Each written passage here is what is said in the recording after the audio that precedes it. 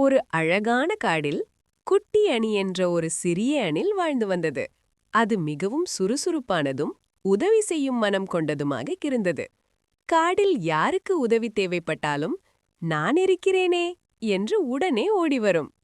அதே காட்டில் ராஜா யானை என்ற பெரிய யானையும் இருந்தது. அது மிகவும் வலிமையானது, ஆனால் கொஞ்சம் அகந்தை அதிகம்.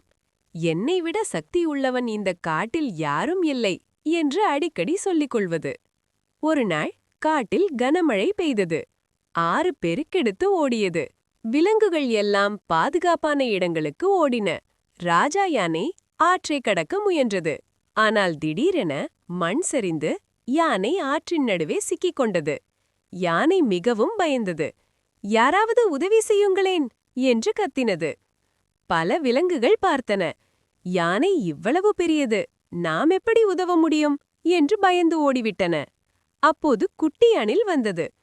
கவலைப்படாதீங்க யானையாரே, நான் உங்களை காப்பாற்றுவேன் என்றது. யானை சிரித்தது. நீ இவ்வளவு சிறியது, என்ன உதவி செய்ய முடியும் என்றது. அணில் மனம் உடையவில்லை. அது உடனே காட்டில் உள்ள மற்ற அணில்களை அழைத்தது. எல்லா அணில்களும் சேர்ந்து சிறிய கற்கள், கிளைகள், மண்ணை எடுத்து ஆற்றில் போட ஆரம்பித்தன. கொஞ்சம் கொஞ்சமாக ஆற்றின் ஓட்டம் குறைந்தது.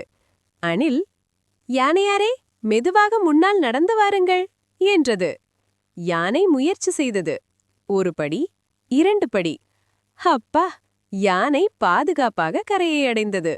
யானைக்கு கண்களில் கண்ணீர் வந்தது. அணிலே, இன்று நீ எனக்கு பெரிய பாடம் கற்றுக் கொடுத்தாய். சிறியது என்று யாரையும் குறைத்து பார்க்கக்கூடாது என்றது. அந்த நாளிலிருந்து ராஜா யானை அகந்தையை விட்டுவிட்டு எல்லா விலங்குகளையும் மதிக்க ஆரம்பித்தது.